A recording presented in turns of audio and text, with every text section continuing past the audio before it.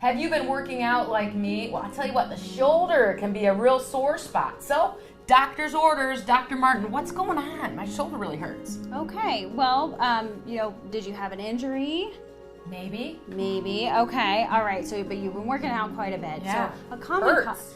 Got it. Well, I'm sorry, but a common cause of shoulder pain in people who are active and even in people who aren't necessarily super active can be rotator cuff issues. Okay. So the rotator cuff, it's a group of 4 muscles that help to kind of stabilize the shoulder blade against the chest wall, okay?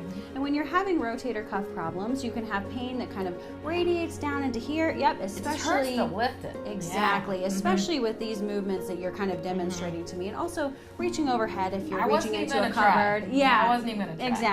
So, so what we tend to recommend for rotator cuff injuries, certainly there are certain situations where we would recommend a surgery if you have a tear of the rotator cuff. But if you have some sort of tendon irritation, which is quite common, we'd recommend getting you into some physical therapy. And what they're going to work on with you is they're going to work on some kind of gentle range of motion. Okay. Yeah. So that's one thing. Okay. And then also working on, again, strengthening the muscles of the rotator cuff to kind of offload some of the tension over the tendons that are in this kind of space that I'm pointing to. Well, what if I just rest it? Will that work?